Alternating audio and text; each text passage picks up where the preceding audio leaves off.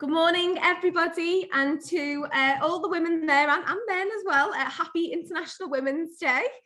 I am Victoria Brown. I'm the founder of 1HR, who sponsor peopleHUB. I'm really sorry, there is something wrong with my camera today, so I'm not actually that excited that I'm jumping around the screen. I will try and fix it when we go into the networking, so sorry if I'm driving you crazy. I'm really delighted today to have everyone here.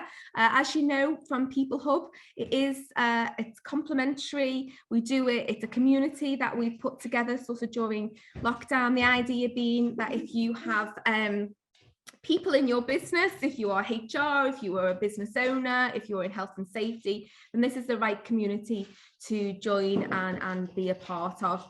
We do have a different speaker every month, and we do meet on the second Wednesday of every month for 45 minutes. So I will finish Bob on 10 o'clock for you so that you can get on with your day. I'm delighted today to be joined by Adam Williams. Adam is actually my colleague. I'm very lucky to work with Adam. He is a health and safety consultant, but he is also our mental health first aid trainer as well. And I've actually been on one of his courses, which was really good, really engaging, really thought-provoking. His intention today is to give us a little bit of a snapshot of some of that training and just to help us to be able to spot the signs of mental health and also what we can do. So before I do hand over to Adam, we are going to go into breakout rooms, but we're going to do something a little bit different today. So we are going to trial Slido today. So you may or may not have used it before. If you've got your phone to hand, if you would be able to just take a picture, scan the QR code for me. And there will be just a couple of polls along the way within the session that we'd love you to be able to, it's anonymous, so we'd love you to be able to just partake. You can also ask questions through Slido as well. You can pop them on the chat or you can ask them through Slido. And again, they remain anonymous. So let's see how it goes and if it works today. But we are going to now go into our breakout sessions, just to be able to obviously get to know the community better. So an opportunity just for you to be randomly allocated to a room. Then we're going to come back into the main room and I'm going to hand over to Adam. So I'm going to hand over to Adam now. Very excited about today. So no pressure, Adam. Over to you. Thanks, Vic. Good morning, everyone. So like Vic explained at the start, I'm Adam Williams. I'm a mental wellbeing first aider and trainer and a health and safety consultant at High Performance Consultancy. It's great to have you all here today to see just a short part of the course that I have been delivering. I've delivered 3 courses now. They've been very beneficial. Everyone that has attended has said that they're really helpful in the workplace and in their personal lives as well. So I'll begin my slideshow. Okay, so first of all, we'll have a look at what is mental health itself. So mental health concerns how we think, feel, and behave. Anxiety and depression are the most common mental health problems, and they are often a reaction to a difficult life event, such as bereavement. Oh, what's going on there?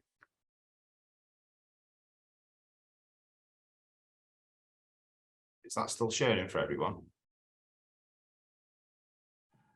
Yeah. Okay, I don't know what happened then.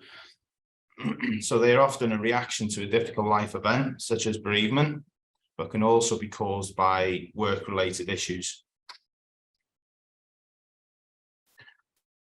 So when we look at mental health and stress, so we need to look at what is the difference between the two.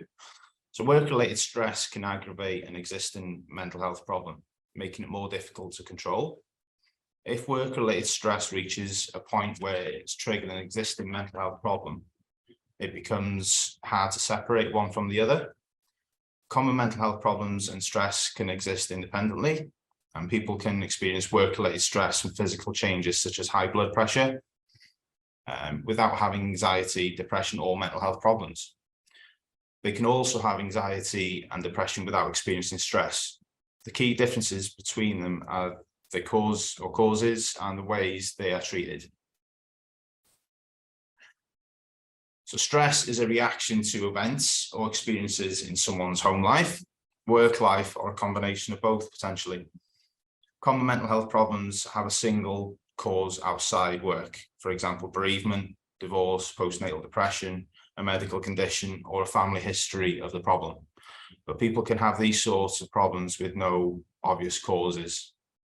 So, someone can experience something in the home life that can then impact their work life potentially. So in regards to the law itself, whether work is causing a mental health issue or aggravating it, employers have a legal responsibility to help their employees. Work-related mental health issues must be assessed to measure the levels of risk to staff. Where a risk is identified, steps must be taken to remove it or reduce it as far as reasonably practical. The Management of Health and Safety at Work Regulations 1999 require employers to assess the risk of stress-related ill health arising from work activities, as with any other hazard in the workplace. The Health and Safety at Work Act 1974 requires an employer to take measures to control that risk. The management standards approach is considered suitable and sufficient, and free tools and guidance can be provided by the HSE to help any workplace. So the HSE website is a great place to start to get some information. If you go onto their website, they've got so much information on that website. Okay, so like Vic explained at the start, we are going to try a short quiz. I don't know if you didn't have a chance to scan the QR code at the start, if you could do that now. We've got a couple of questions and then that relate to mental health statistics, and then we'll discuss the answers as we go through them. So hopefully this works.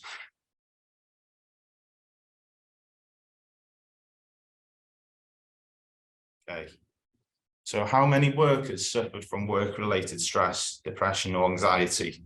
So it could be new or long-standing in 2021 and 2022. So these are from the most latest statistics from HSE. So that question should be popping up to give you the option to click on an answer.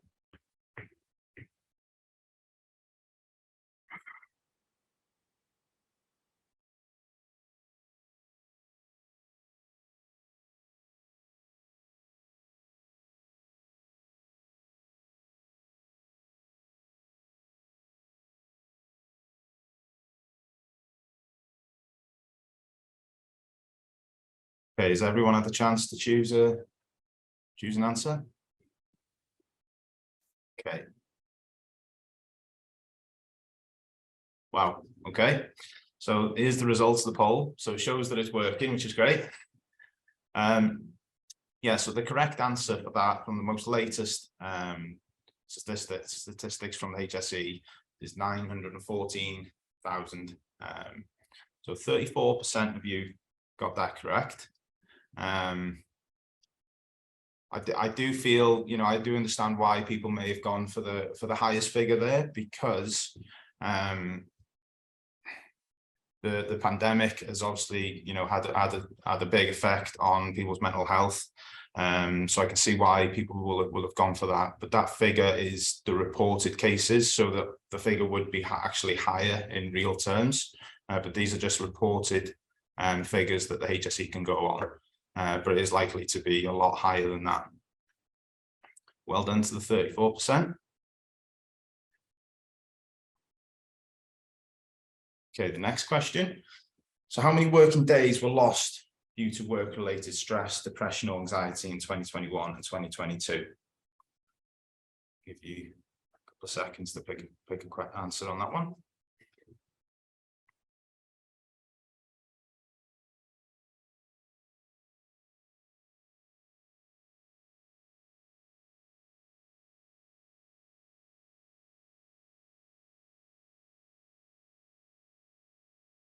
let's see what you've all gone for. Well, well done. Okay, so the correct answer there was 17 million, which most of you got right. Well done. So yeah, I'll show you on the next couple of slides in regards to which industries these figures relating to, but 17 million is a huge figure, and this, remember, is just the reported cases of work-related stress, depression, anxiety, and this is in 2021 and 2022, so during the pandemic. So 17 million is huge. So this is why we're all here today, to try and gain some more information in trying to reduce that figure and to help people's mental health. Next one. Okay, it should pop up that you just type in a industry for this question. So which industry has the higher than average rates of work-related stress, depression, or anxiety? If you could type in your answer there.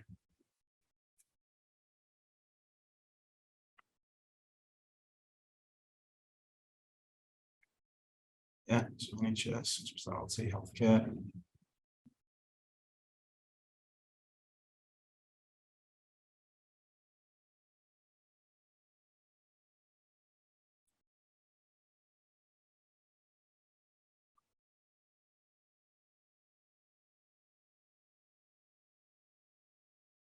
It's still coming through, I think.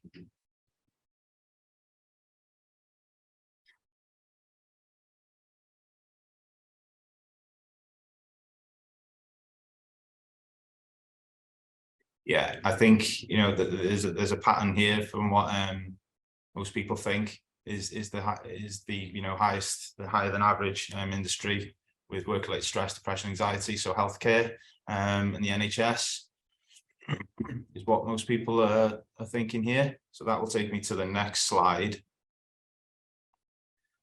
So as we can see here, sorry if it's a little bit small, but this is the information that I've taken out of the latest mental health statistics from the HSE report towards the end of last year. So in the middle section, you can see industries with higher than average rates of work-related stress, depression, so relating to the last question. So you can see the top is public admin and defence. So that is actually the highest industry with work-related stress, depression, anxiety from reported cases. And just underneath that, so you got human health, social work. So like most people thought, the healthcare sector, which is nearly the same amount as the public admin. And then just underneath that, we've got the education. And then just underneath that, we've got all other industries. So that just gives you like a quick snapshot of mental health statistics that's come out. There is a huge report on going in more in depth on these statistics on the HSE website if you're interested in looking at that.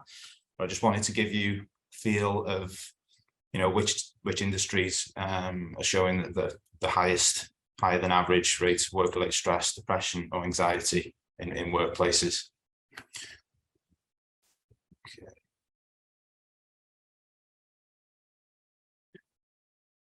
Okay, so that brings me on to assessing the risk of mental health.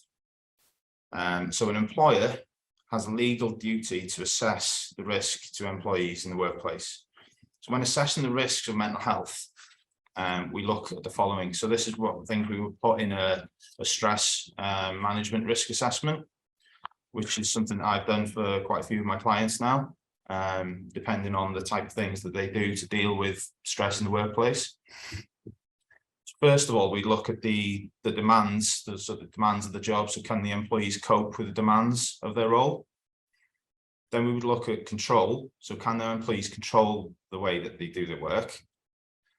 And then support. Do the employees receive enough support from management and relationships? So are employees struggling with work relationships, or are they being bullied? So the role of the job itself. So do the employees understand the roles and responsibilities? And any changes. So does the business engage with employees when there's significant change within the business? So these are just, things that we'd look at. So we'd look at these headings to put a risk assessment together, and add to it, and add control measures under each one of these headings. But again, that is something that that I've done for quite a few clients. So happy to do those for people if they need any assistance with those. And sources of stress, so things that could cause stress. So life changes, so leaving home, getting married or having children, divorce or relationship breakdown, health scares or physical illness, accidents or bereavement or legal issues or arrest. Emotional, peer pressure, conflicting cultural values or beliefs, coping with uncertainty. Physical, so late nights or lack of routine, poor diet, misuse of alcohol or drugs potentially. Environmental, poor housing or accommodation problems, social isolation, unemployment, or adjusting to new environments such as moving house or travel. Financial pressures such as gambling. And changes at work, so starting a new job, coping with an increased workload or promotion. Poor relationships with work colleagues or managers, and redundancies or the fear of it. So these are just some causes, some things that can cause stress. Okay, so spotting the signs of stress. So this is quite a tough one, I suppose, for some people, because some people can hide it well, and bottle things up. But some of the signs of stress would be poor timekeeping, so disregard for safety or taking extra risks, misuse of alcohol or drugs, so a lack of cooperation, constantly feeling tired, unexplained aches and pains in the body, being quiet and withdrawn potentially, and extremes of emotion such as being angry or aggressive or upset and tearful. So some examples of mental health problems. So first of all, we've got depression. So we've got depression. So this is the feeling of sadness and loss of interest. Then we've got panic attacks. So sudden feeling of intense anxiety. Post-traumatic stress disorder. So intense thoughts and feelings after a tragic event. Bipolar disorder. Experience severe depression and overwhelming joys and loss of energy. OCD. Doubting and having difficulty tolerating uncertainty. So these are just some of the things that I cover on my course in a lot more detail in regards to the signs, the symptoms, and how to spot the signs and where to signpost people if they're struggling with these conditions in the workplace, or even in personal life as well.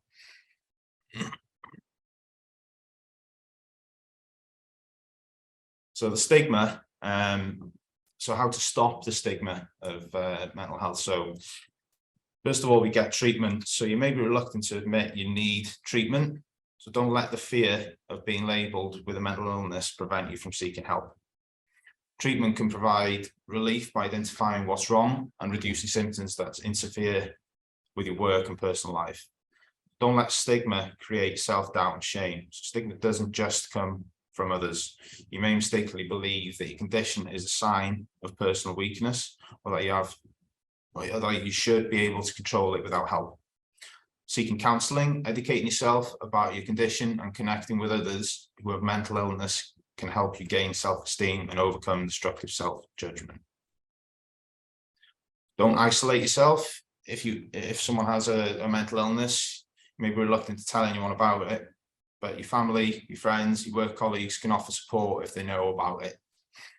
Reach out to people you trust for the compassion, support, and understanding you need. You can get help at work. So if you suffer from mental illness that affects your work, find out what plans and programs are available that might help.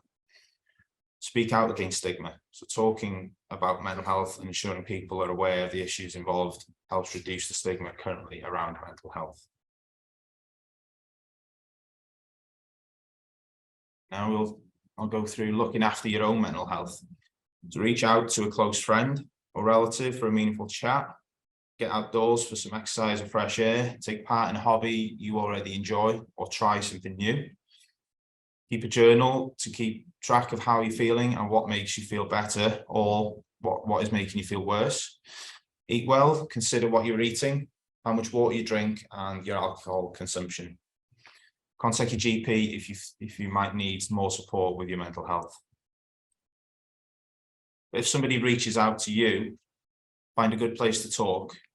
Take them somewhere comfortable where others can't overhear. Listen to what they're saying. Don't jump to conclusions and let them talk. Reassure them, let them know that support is available. Just be there. It's difficult for people to express their feelings and fears. Take the time and don't rush them. Signpost them to help you can, and they're not expected to fix their problems. Point them in the direction of the organizations that can help. So that's something important from the course that I deliver. It doesn't turn you into, counselors. It doesn't, therapists. It's just to give you the knowledge and to signpost people to the correct places. We can all make a difference in the lives of those who might be struggling by having regular, meaningful conversations about life's ups and downs. If you feel like something's not quite the same with someone you know, there's something going on in their life, or you notice change in what they're doing or saying, trust that gut instinct and take the time to ask them, are you okay? And something that the course teaches people, it's such a simple thing, is, it's easy for someone to say, yes, I'm okay. Are you sure is the next, and then always ask twice is something that the course sort of reiterates quite a few times. And it does work, because people may not be willing to, offload straight away. And it's easy to just say, yeah, I'm fine. But, someone might not actually be fine. So asking that second time may give them the chance to open up.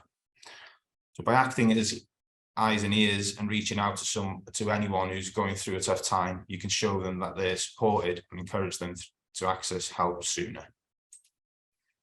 So some of the helplines. So these are the main ones. There are more. If you or someone you know is suffering from mental health problems or experiencing depression, then you can reach out to any of the following organizations for more information and support. So first of all, you've got Mind, and then Samaritans, and we've got Calm as well. So if you want to take a screenshot or a picture of those, then by all means, you can. Give everyone just a chance to do that.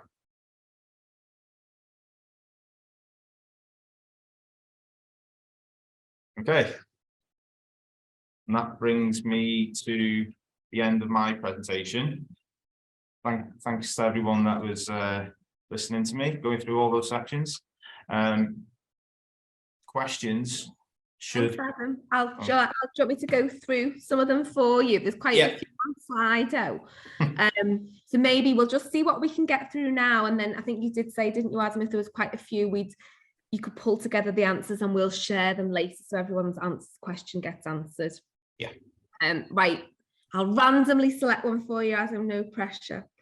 Okay, so one of the questions is, what are the benefits of having a mental wellbeing first aider within your business?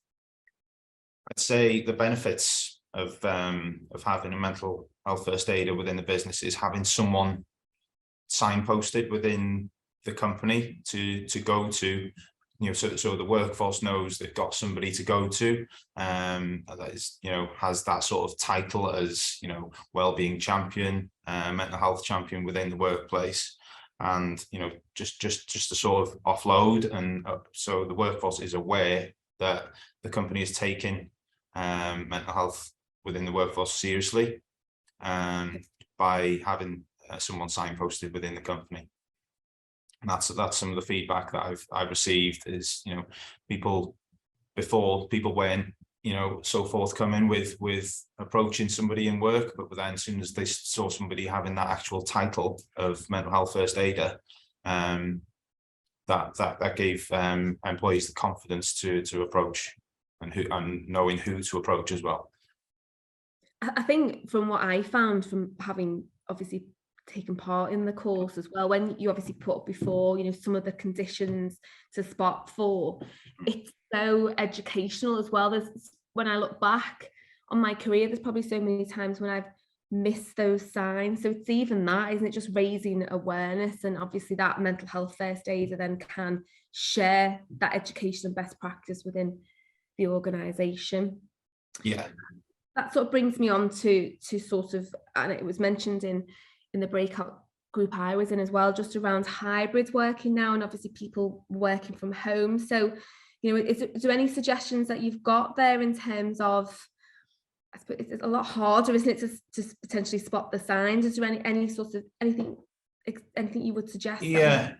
Something that everyone, every company should have in place is a lone working policy that details, that people need to reach out and have regular contact with other employees. My partner, my girlfriend, she works from home 5 days a week, or she's working from the spare bedroom. They decided to work from home from since COVID, and have continued doing that. So that is something I've seen. If she's sort of had a bad day, it's easy to just sit down on the couch and just dwell in it. Whereas if that was in the office space, you've got the commute home, you're walking home, you've got the drive home, so sort of like de-stress in a way. But what they do is they have regular catch-up meetings. So they have a meeting in the morning before everyone, as soon as everybody logs on, and one at the end of the day when everyone is about to finish for the day. So sort of like just a team, so to try and get the office feel sort of thing into the home working life. But something else that the home workers should do is a DSE assessment, which details which is something that we can provide, so display screen equipment assessment, that is. But yeah, in regards to stress and depression, it can be easily hidden if somebody's working from home. But so regular catch-ups and a well-being strategy within the company is something that I would recommend. Yeah. And there's a question here as well, just on stress risk assessment. I think it's when you had the slide up around sort of stress. Is it a legal requirement to have a stress risk assessment in the workplace? Well, it's a legal requirement to assess the risk to your employees. So yes, it is a legal requirement to assess the risk of stress within the workplace. And that's, I don't know from other sorts of training that you've done, Adam, that is when you've got 5 or more staff, you have to have that written as well. Yeah, correct. Yeah, correct. Yeah. Okay. You know all the answers, Vic. I know, yeah. I'm pretending to be clever at the moment. Yeah. I just obviously know that quite a lot of people do. A lot of our clients have been caught out from that, haven't they, by not having that sort of in writing. Yeah, and having that in place shows to your workforce that you're serious about the subject on stress. So the idea of the course that I deliver and the people that I train is to give them the knowledge to sort of nip it in the bud before it becomes one of those figures in the stats that I was showing you. So before someone in your workforce becomes part of that 17 million days off, is to signpost them for the help before they get to that stage and maybe being off on long-term sick because of a mental health problem. Absolutely. That link actually probably to the last question I can ask you, because we've got lots, but I'm running out of time. Somebody's asked about the data as well, because obviously that data looks quite low to your point when we talked about it from Slido. Someone's asked, is there anywhere that suggests that workers are reluctant to report mental health concerns in the workplace? Because I know there's a lot around sort of construction, isn't there? And obviously suicide rates are the highest in construction than anywhere else. That sort of suggests, doesn't it, that people obviously aren't reporting those problems before it's too late. Yeah, I think it's going back to the stigma section of stigma section of the course, and I explained a bit on the stigma in the brief presentation I just delivered. So trying to get past and get through that is the main challenge, especially within male dominant industries such as construction. But that's just something we need to try and improve, and by having a mental health first aider in position and in post within companies, it shows that they're taken seriously. They've got someone to go to offload to, and then that is reporting potentially an incident by having someone signposted as a mental health first aider. Absolutely. Absolutely. Well, I'll share the rest of the questions for you, Adam, so that you could respond. That'd be fantastic, and we can obviously share that information on the slides that you have presented today. But thank you so much for today. It's been really informative as always. Just on, obviously you are a trainer. We do have training throughout the year. The next one it's online. So it does make that a little bit easier for you. We would recommend that you did the Thursday and the Friday together, but if for some reason you'd struggle to do 2 days together, you can do one month and one another month. That's fine as well. If you are interested, you will get 10% discount as well, because you have attended here today. So you just need to pop that. We will send you an email after this as well, where you can obviously follow the link and express any interest. We've also got the information for our next peopleHUB. So our next peopleHUB is we've got Miss Menopause. If you've not heard of her before, she's fantastic. She has she's a bit of a sort of celebrity in this area. She's been on lots of different talk shows talking around menopause. She did make me laugh when I first spoke to her. She said it shouldn't be called menopause, it should be called menostop, because it doesn't come back. But she is talking. If you can attend, I would really recommend you do. She's full of life. Very, very interesting, the story that she tells and some of the ideas. She does also want us to sort of bring along a man, whether he's kicking or screaming, to that. So I'm bringing Adam and Dan to it, just because it's so important. It will impacts everyone. So it is important, again, as we talk like around mental health, the same with menopause. We need to break that stigma. So love you to attend. It's on the 12th of April at 9:15. So you can register there, or we will send you the link as well. But thank you so much for today. It's great as always to see you all, and I look forward to seeing you next month. Thanks again, Adam. Thanks everyone.